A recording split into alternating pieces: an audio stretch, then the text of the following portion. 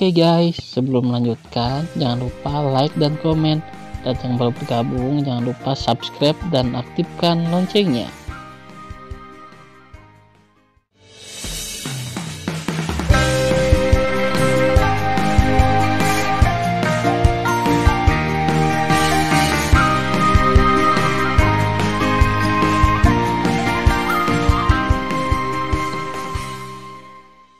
Episode 520.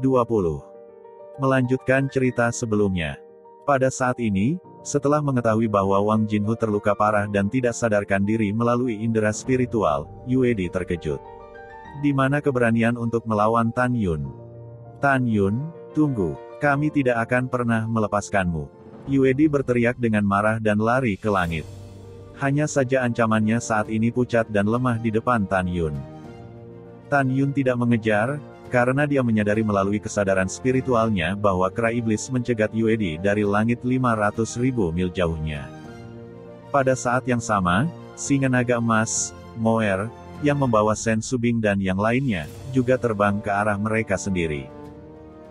Di belakang naga emas dan singa, 12 wanita tua yang terluka parah dan 9 tetua terbaring. Jelas, Sen Subing memenangkan kemenangan besar. Raja beruang naga Tianluo, yang imut dan lucu, juga terbang ke Tan Yun. Tan Yun menarik napas dalam-dalam dan melambai. Kekuatan tak terlihat mengikat Wang Jinhu yang jatuh ke dalam kehampaan.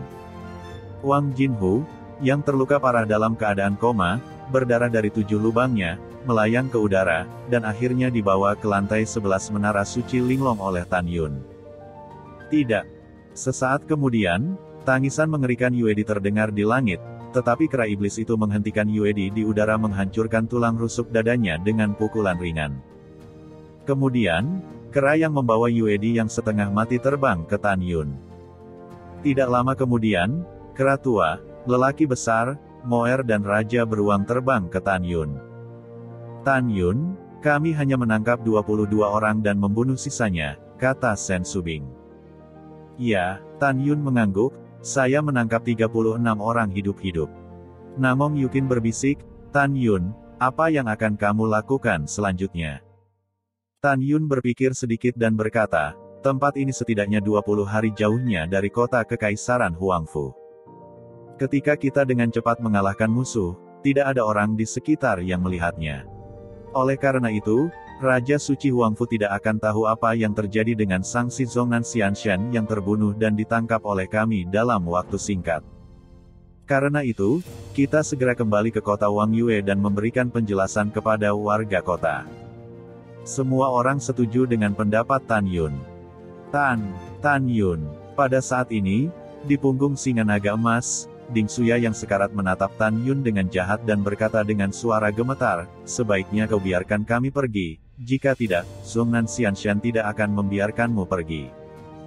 Tidak akan membiarkanku pergi. Tan Yun menyapu punggung singa, meraih telinga Ding Suya dengan tangan kanannya dan berkata dengan marah, kamu tanpa pandang bulu membunuh orang yang tidak bersalah dan meletakkan tangan pada 30.000 penduduk kota yang tidak memiliki kekuatan untuk melawan. Orang-orang seperti kamu tidak memiliki kemanusiaan. Dengarkan aku, ketika aku menyelesaikan dinasti suci Huangfu, aku akan menghancurkan Zongnan Xianshan.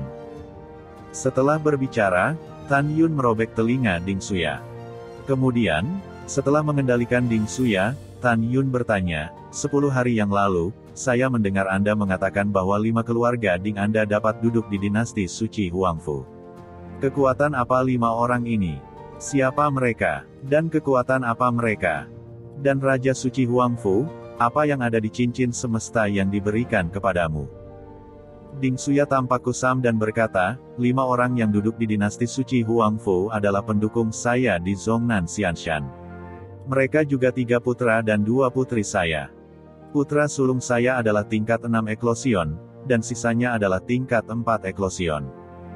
3 cincin langit dan bumi yang diberikan kepadaku oleh Raja Suci Huangfu penuh dengan batu roh terbaik. Setelah mendengarkan, Tan Yun membebaskan mata ilahi Hongmeng, dan menatap Ding Suya dengan tes negatif, jangan khawatir, Tuan ini tidak akan membunuhmu, setidaknya sebelum membunuhmu, aku ingin kamu menyaksikannya. Dengan matamu sendiri, 5 anakmu mati di depanmu. Ketika Ding Xuya mendengar pidato itu, dia melebarkan matanya dan memohon, Tuan Tan, tolong bunuh saya. Jangan bunuh anak-anak saya. Plak. Tan Yun menamparkan wajah Ding Xuya dan berkata dengan marah, jika kelima anakmu bukan dari Zhongnan Xianshan, patriark ini akan memberi mereka waktu yang baik. Sayang sekali mereka berasal dari Zhongnan Xianshan, maka mereka tidak bisa mati dengan baik. Juga, Tan Yun mengulurkan satu jari di tangan kirinya, mencengkram leher Ding Xuya dengan tangan kanannya, dan meraung dengan mata merah. Kamu memerintahkan mereka untuk membantai 30.000 penduduk kota. Di antara penduduk kota ini ada bayi yang menangis, balita yang baru belajar berjalan, dan wanita hamil dan orang tua yang tak terhitung jumlahnya. Mereka semua tidak bersalah. Ding Xuya, yang paling dibenci Tan Yun adalah kamu tidak sebaik binatang. Sudah kubilang, aku akan membuatmu membayar kembali rasa sakit yang telah kamu sebabkan pada orang tua dan penduduk kota. Setelah itu, Tan Yun menghancurkan gigi Ding Xuya dengan satu pukulan. 10 hari kemudian, kota Wang Yue. Ketika penduduk kota yang masih hidup masih dalam kesedihan yang tak ada habisnya, Tan Yun kembali ke kota Wang Yue dan membungkuk dalam-dalam ke arah 30.000 batu nisan di atas bukit. Malam tiba. Di jalan di luar Tan Mansion yang berubah menjadi reruntuhan, Ding Xuya dan petugas lainnya terluka parah. Mereka yang kehilangan kakinya terbaring di tanah.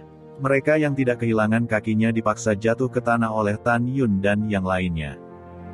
Di depan Sangsi, di jalan-jalan yang bersilangan, lebih dari 300.000 warga kota meneteskan air mata penuh dengan kebencian. Ada yang memegang palu, ada yang memegang tongkat kayu dan barang besi, dan ada yang memegang pisau lembu. Mereka menatap mereka dengan marah dan gugup, berlutut dan merangkak di tanah, para pemberi sanksi yang pernah dianggap sebagai dewa di hati mereka. Tan Yun menginjak Ding Xuya seperti anjing. Dia memandang penduduk desa dan berkata dengan tulus, saya berdiri di sini bukan sebagai pemimpin Huang Fu Shengzong, tetapi sebagai Tuan Tan dari kota Wang Yue. Saya akan memberitahu Anda. Tan Yun tiba-tiba meraung, kecuali anjing tua di kakiku, kamu bisa membunuh orang lain sesukamu. Mencium pidato, penduduk desa memegang orang-orang seperti gelombang yang menelan sanksi kecuali Ding Xuya. Melambaikan tongkat, besi dan palu, puluhan sanksi tewas hidup-hidup. Begitu janin abadi dari sanksi terbang keluar dari tubuh, mereka semua terbunuh oleh jari Sen Subing. Setelah itu, Tan Yun memandang penduduk kota dan berkata dengan keras, Raja Suci Huangfu membantu untuk melecehkannya dan menutup mata terhadap 30.000 penduduk kota yang meninggal di kota Wang Yue. Balas dendam ini akan dibalaskan. Saya Tan Yun berjanji mulai sekarang, tragedi di kota Wang Yue tidak akan terjadi lagi. Selain itu, ingat, paling lama sebulan tidak akan ada dinasti Suci Huangfu.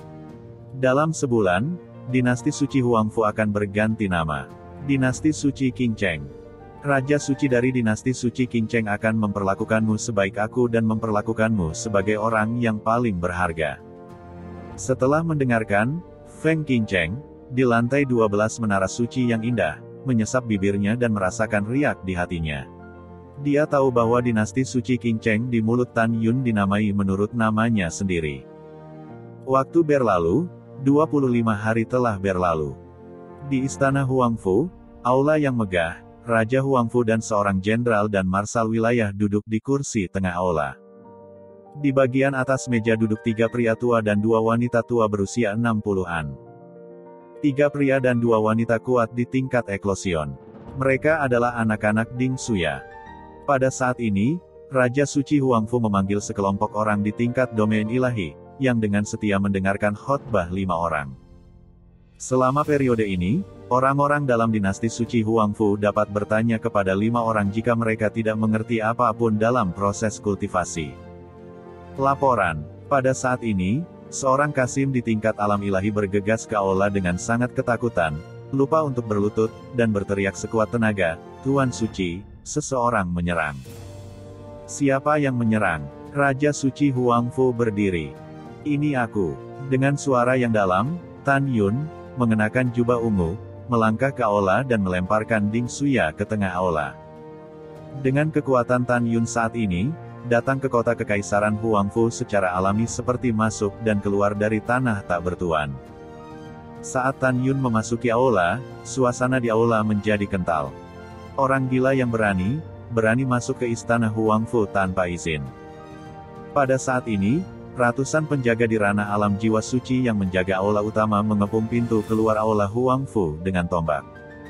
Pergi, Tan Yun meraung tanpa menoleh, dan tiba-tiba, napas yang tak tertandingi dan kuat menelan ratusan penjaga dari punggungnya seperti sungai. Boom, boom. Kabut darah memenuhi udara dan tulang yang patah berhamburan, ratusan roh penjaga hancur dan tulang mereka hilang. Embusan angin bertiup, membuat bau darah yang kuat bertiup ke aula Huangfu. Ayah! Ayah! Pada saat itu, 3 orang tua dan 2 wanita tua di antara penonton tiba-tiba bangkit dan sangat sedih ketika mereka melihat Ding Xuya, yang kehilangan 1 telinga dan sekarat di tanah. Pencuri yang berani. Begitu manajer Kasim membuka mulutnya, dia dimarahi oleh Raja Suci Huangfu dengan ngeri. Setelah mengaum dengan marah, Raja Suci Huangfu menatap Tan Yun. Tiba-tiba, dia tersenyum lebih jelek daripada menangis. Ini Master Sekte Tan. Silakan duduk, silakan duduk. Setelah kata-kata Raja Suci Huangfu, dia buru-buru berkomunikasi dengan 5 anak Ding Xuya, 5 senior, karena Tan Yun dapat menangkap ayahmu, maka dia tidak takut padamu sama sekali. Senior, kamu tidak boleh gegabah. Tan Yun tidak baik. Setelah Kaisar Huangfu memberikan pesan kepada kelima orang itu, dia segera berkata kepada Tan Yun, Tuan Tan, saya ingin membantu penduduk kota Wang Yue pada awalnya, tetapi tahukah? Saya lemah dan dipaksa. Tuan Tan, pikirkanlah. Grandmaster Huangfu Shengzong juga merupakan anggota dari generasi leluhur berikutnya, dinasti Huangfu dan Huangfu Shengzong juga setengah kerabat. Jika saya tidak dipaksa, saya tidak akan menonton 30.000 penduduk kota terbunuh dan berkata bahwa aku akan mengusir mereka dari dinasti Huangfu. Mendengar pidato itu, Tan Yun menguraikan seringai di sudut mulutnya. Dia melirik ratusan jenderal yang gemetar di aula utama dan berkata dengan lemah, siapa yang bisa memberi tempat duduk untukku? Setelah mendengar ini, para jenderal yang masih ketakutan oleh Tan Yun, segera bangkit dengan kaki gemetar, menelan ludah dengan keras, dan berkata dengan suara yang sama, silakan duduk, Tuan Tan. Takut, para jenderal ini tidak bodoh. Mereka mendengar bahwa Ding Xuya adalah wakil komandan Rana Eklosion 8 kali lipat dari Zhongnan Xianshan sebelumnya. Sekarang mereka melihat Tan Yun melemparkannya ke aula, dan mereka bisa menebak bahwa Huangfu Shengzong seharusnya bersaing dengan kekuatan Zhongnan Xianshan. Karena itu, mereka segera bangkit. Terima kasih, kata Tan Yun dengan lemah, dan dia duduk di kursi sesuka hati. Para jenderal dengan kasar menyeka butiran besar keringat di dahi mereka. Pada saat ini, 3 pria tua dan 2 wanita tua juga mendengarkan peringatan Raja Suci Huangfu, menahan kesedihan dan kemarahan mereka, dan menatap Tan Yun. Kelima saudara dan saudari itu ingin segera mengepung Tan Yun dan menghancurkan Tan Yun menjadi berkeping-keping, tetapi mereka tidak berani. Di hati kelima orang itu, mereka tidak takut pada Tan Yun. Mereka khawatir Tan Yun akan datang dengan pria kuat lainnya. Selama mereka melakukannya, bawahan Tan Yun akan tiba-tiba muncul. Pada saat ini, Raja Suci Huangfu berkata dengan keras kepada manajer Kasim, jangan pergi dan tuangkan anggur untuk Tuan Tan. Ya, manajer umum Kasim gemetar dan menuangkan segelas anggur roh untuk Tan Yun. Dengan senyum di wajahnya, Tan Yun meminum anggur roh tanpa penundaan dan memandang kelima saudara dan saudari, Raja Suci Huangfu. Nada samar membuat 6 orang marah. Tuan ini telah meminum anggur, jadi sekarang saatnya kita membicarakan bisnis. Kamu, katamu. Raja Suci Huangfu memandang Tan Yun, giginya gemetar tak terkendali.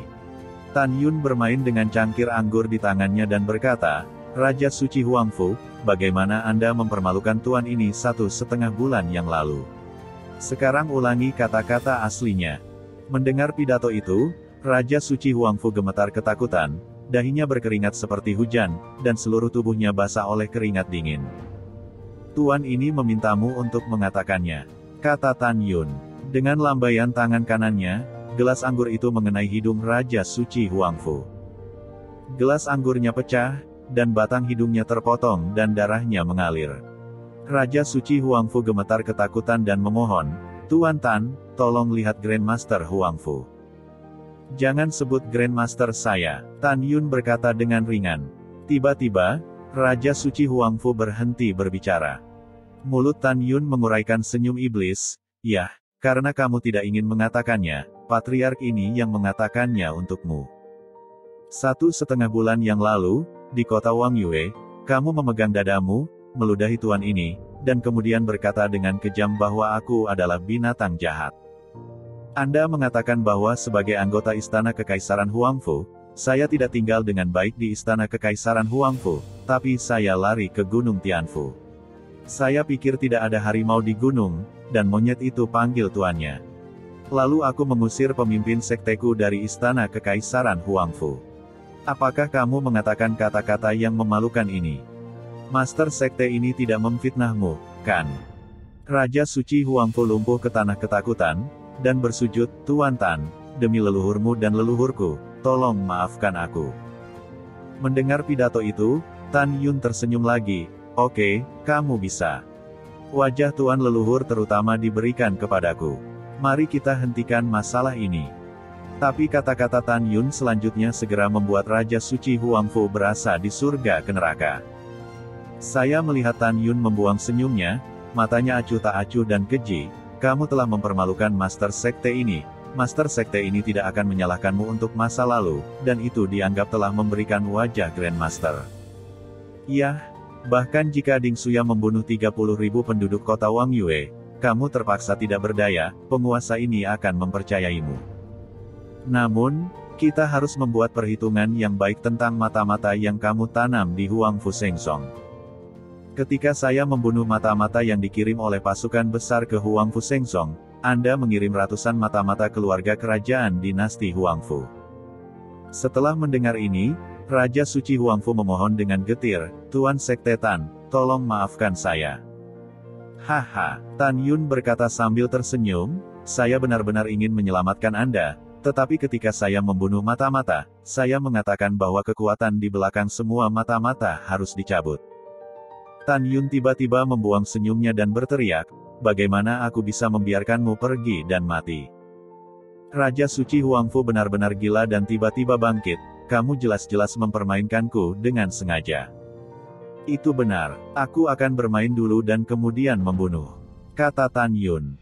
Sebelum dia bisa melakukannya, Raja Suci Huangfu melambaikan tangan kanannya. Tiba-tiba, jarum beracun padat menembak Tan Yun dari lengan bajunya seperti badai hujan. Dang-dang.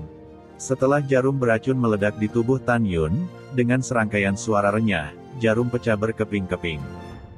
"Mati!" Tan Yun mengambil langkah tiba-tiba dengan kaki kirinya, dan dengan kekuatan menghancurkan kekosongan di kaki kanannya, dia menginjak Raja Suci Huangfu. Bang! Kepala Raja Suci Huangfu berubah menjadi puing-puing, dan semua roh dihancurkan. Tubuh tanpa kepala jatuh di tengah aula dan menekan Ding Suya, yang terluka parah dan tidak dapat berbicara.